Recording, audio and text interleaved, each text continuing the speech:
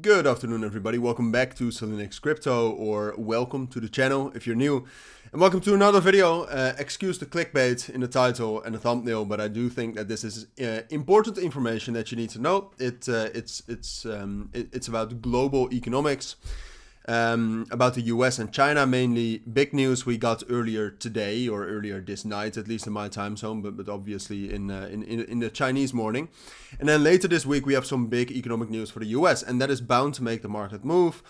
That has a big effect on the crypto markets, and therefore you need to know about it. All right, so therefore sometimes I use clickbait to get you into these videos so that you are prepared.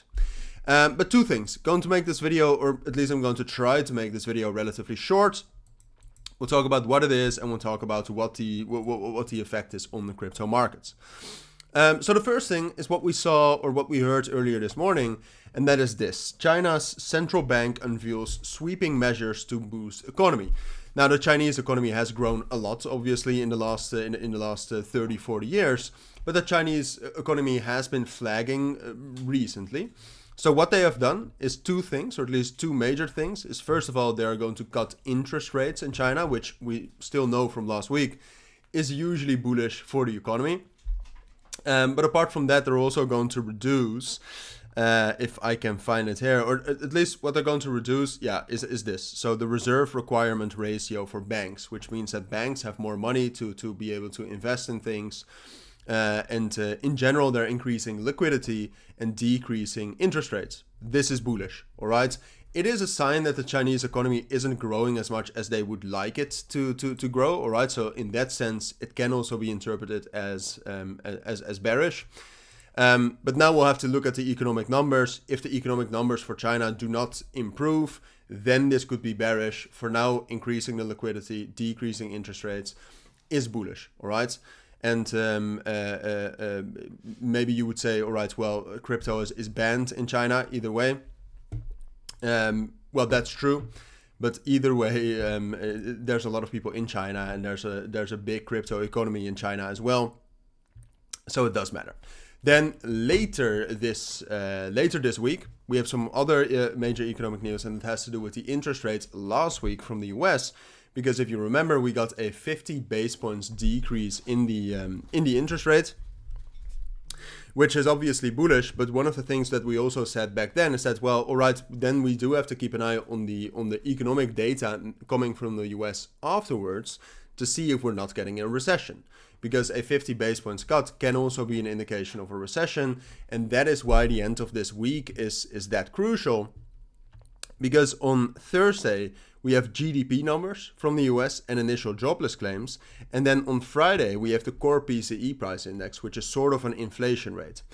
So therefore, Thursday and Friday are going to be crucial, and the outcome of these events are going to be crucial as well. Now, I will keep you updated on that, but for now, you just need to know that that's coming.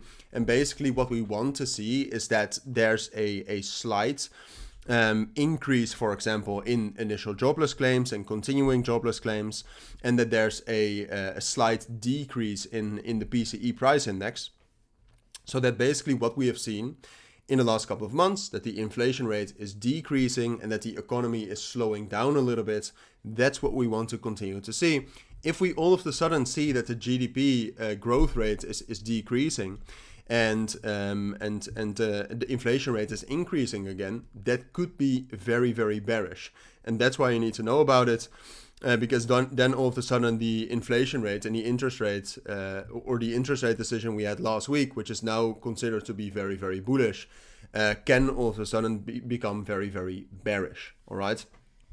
So that's what you need to know regarding this week. Also because the correlation between crypto and the stock markets, because the stock markets obviously react most to news like this, has almost never been higher than it is today. All right, so the stock markets are definitely going to react to this China, well, a little bit less to the China news, but definitely to the economic news on Thursday and Friday. It's definitely going to react to that, and due to the correlation, that's going to have an even bigger impact on Bitcoin. So I will still keep you updated on the specifics in general, what we want to see is that the GDP growth rate continues to grow. We want the US economy to do good, but at the same point of time, the initial jobless claims and continuing jobless claims should be a little bit higher than expected, and the core PCE price index and the PCE price index should be a little bit lower than expected. Those would be bullish outcomes, but like I said, I will keep you updated on that. That's what I think you need to know regarding the critical news of today and later this week. If you still do have any questions, let me know down in the comments.